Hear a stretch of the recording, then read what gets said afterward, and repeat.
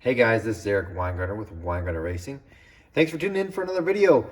I promised I would do something about the LS heads, and here they are. This is a starting of the series of the internet ports heads. You give ideas on what you want to see done on this LS3 head by Flowtek, and I'll do it. So that's the idea.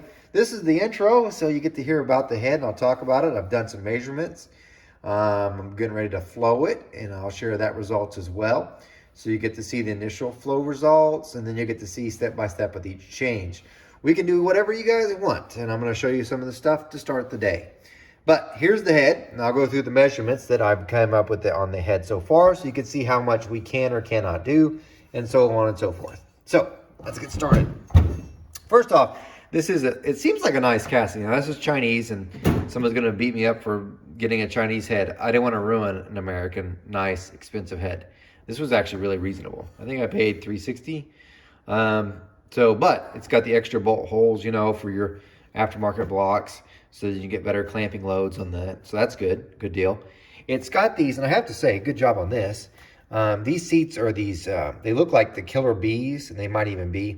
For those that don't know what that is, it's a special seat from Durabond makes, and it's got a special alloys in it that gives it kind of this copper look. And LS is, by the way, the stock LS3 ones are the same type of way. They look kind of copperish. To machine them, they're a bit more tricky because they're harder, but they transfer heat better, and there's a lot of good properties to them. So they're definitely not junk. So there's that. This chamber, to me, it looks like they copied the LS3 exactly. Because, straight up. Because there's a couple giveaways. The spark plug itself, that's what you'd find on the stock one. You see this bump over here? LS has put it in there, something to do with fuel distribution and stuff. And by the way, there's one late model head out there from Brodix that they have that same bump in. And it's for a reason. So that's kind of neat. Aftermarket ones typically, like Brodix's heads, they do not have that bump. And they do not have this weird shape here. This definitely looks like like they cast a LS3 chamber, which by design might be on purpose, because if pistons already fit an LS3 head, and then you put out an aftermarket head on the market and your chamber is different, then their pistons may not work, especially if it's a dome. The other thing is, it's a really good job though, even though it's Chinese. The valve job comes straight up into the as cast chamber, which is pretty tricky because usually there's a ledge here. So I gotta give them credit. That's pretty good. So the transition from the top cut into the chamber is pretty nice. There is a step here. So a lot of aftermarket companies will just blend this out with a cartridge roll. They just left it. Now, it's not bad. A lot better than what I've seen. This intake port is definitely not GM. You can tell by the vane.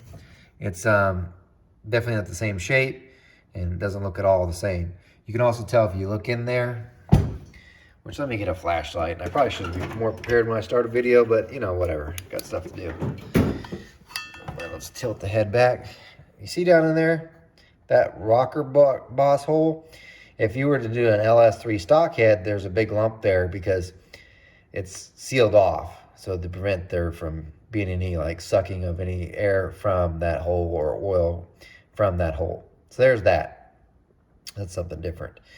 So not the same intake port, definitely from that. So anyway, let's show you what the intake ports look like. Boom. They don't look that bad. Not bad. Rocker bosses look really nice though. And as I'm looking at the head, by the way, you can see where the intake ports come in. You look how big that is. It's nice. I will say though, I was just measuring just to see how thick it is.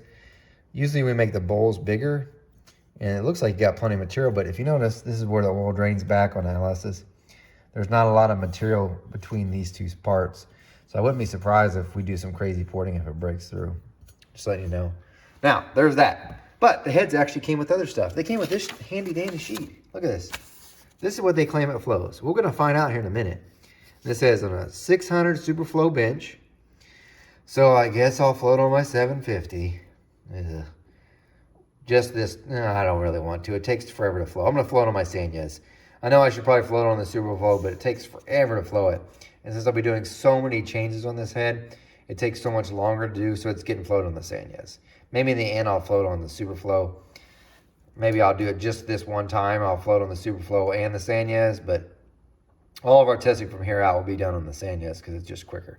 But they claim this thing floats like 370s. We'll see.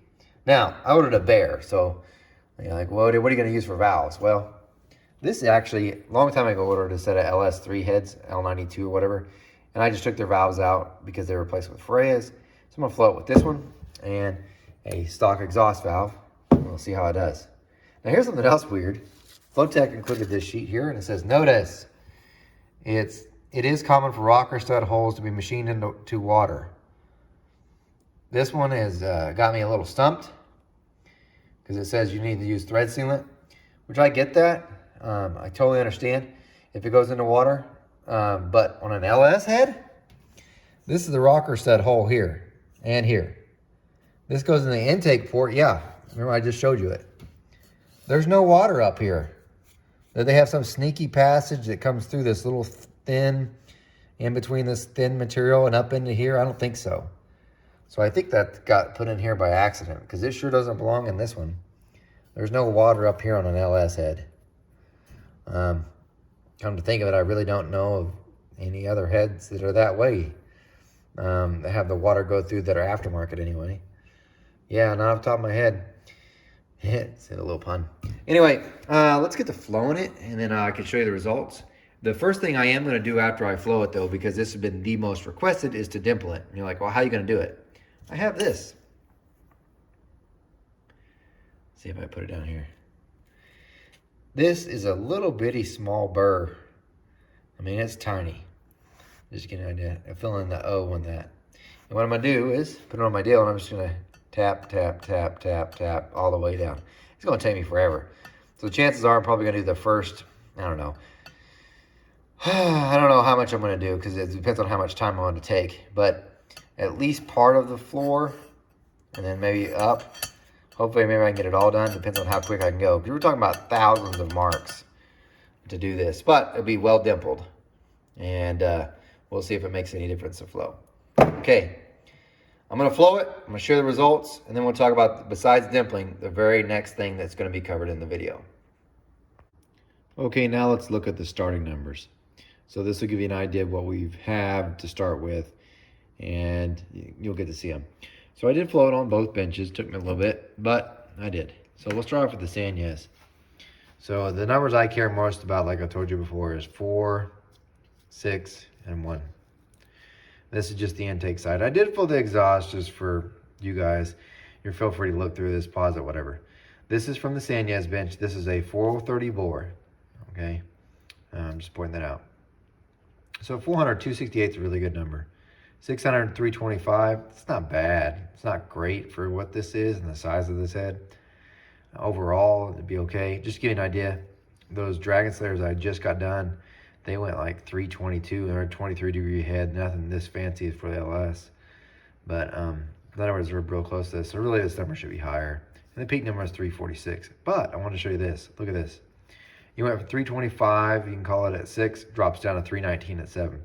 It actually loses flow. Now, some people on my cam video were like, no, man, see, it stops flowing at 600. Look, at 324, then it went backwards. You should have a 600 lift cam.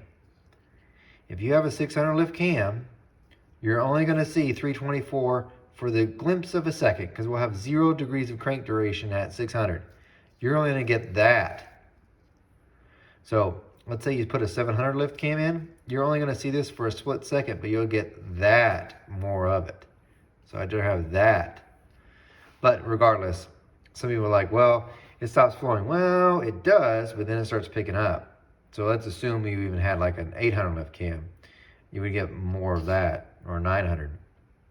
Anyway, I'm not saying to do that. I'm just telling you that's the facts. Here are then the flow numbers from this. Now, this is from the Sanyas bench. From here on out, all the numbers will be compared from this one. But let's look at what happens on the Superflow. This is the chart that came with it. And you see it says 600 Superflow, 4-inch bore. I floated on a 4030 bore, which actually should flow more because it unshrouds the valve more. The only difference between a 600 bench and a 750 is the 750 has more motors and a motor controller. So if you look at theirs, at 400 they claim 289. 273. They're way off. Let's look at 600. 600, 343. 324. Notice that's almost the same as what the Sanya said, by the way. So 324 to a 343. They're not even close. Let's go to peak. It says at 800 lift, it should flow 373. And look, by the way, they said 343 and it keeps climbing. Did the same thing. 324 drop, 322, 335 starts coming back up. So it dropped, just like it did on the Sanyas. Not on their chart. They say 373 at 8. At 8, it was 335. Their numbers are way off. But anyway, it gives us a starting point. But I want to show you also, I measured. Here's your measurements in case you're wondering. So you have the throat measured 1.90, which gives you 88.1%. Okay? Now, if you're wondering about what's that area mean, the area at the throat minus the stem would be 2.783 square inches. The bowl measured 2.11, which is 97.4% of the valve. The short side, this is what gets kind of tricky, at the apex is 2.065 times 1.762. That gives you 3.63. But if you were to go past the apex, it actually shrinks down, and you're at a 3.45 area because the height shrinks down. 3.5 cross-sectional area towards the center of the short side past the apex. This is at the apex. Short side to deck, this is just for curious, see how high the short side is from deck. This can be affected by milling and stuff, but I just kept it just in case, 1.347. It doesn't actually have a push rod pinch if you do width-wise, because as you go into the port, it actually widens out. So then you go pretty much from the entrance into 3.22 CSA. So it's got a lot of cross-sectional area, and think about these, a lot of these. I haven't measured the stock LS3, at least I have, but I don't know where the numbers are. Somewhere in my box here. But anyway, that's a lot of cross-sectional area for something that's turning low RPM. A lot. Because your minimum cross-section really is at the valve, which is 2.78, which is still pretty big for most things. But anyway, let's look at some of the velocities. These are calculated. These are not measured. And this is kind of the reason why the velocities, when you compare them against people with different benches, it will confuse you, because having a different bench that flows higher will mess up your calculated velocities. Come on, fat fingers. There we go. Here we go. So let's look at some of the stuff. So this is your valve area. This is from the Sanyas bench, just to give you an idea. This is how much CFM per square inch, flow per area, flow coefficients. And this gives you your velocities. So like I told you, I like to have a velocity about 285. Really seems like it works really well. And that's average. Even at peak, it's 276, so it's slow. And it's really slow through the whole port. Your valve velocity is even slower. So it's, to me, the velocities are pretty slow. Now compare this to the Superflow, because remember the numbers are different. So if you look at that, 275 to a 277 really. And then it just kind of gives you an idea. The valve areas, by the way, are all the same. The only thing that really changed is this. I didn't put the intake to exhaust ratio. But anyway, there's some of the information for you. The next time you see it, I'll be having it dimpled with this. And yes, I did watch some of the videos that you guys have posted about Big Chief. And those heads look pretty cool, to be honest with you. And they're not LS heads. They're small block Chevy heads. They look like GB2300s, which are amazing heads. LS guys have no idea what I'm talking about, but they will beat almost all. I said not almost all, not all, but almost all LS heads. Not all, but almost all. But anyway, I can't tell hardcore LS guys that, but small block Chevy's heads, that one, that head, good versions of that will go 450. Can't tell that to an LS guy though. That only been ever done by an LS. Anyway, probably getting a whole bunch of comments for that one. But anyway, I'm giving you information. I will dimple it and share the results, because the next time we'll be talking about valve jobs. Which one do you guys want to put on? Because I'll let you pick and you can go from there. It's because the internet's porting this thing, so whatever you say, I'm going to do. So, but anyway, look for the dimpling one sometime. It's going to take me a while to finish. You guys, there's your numbers. Take care.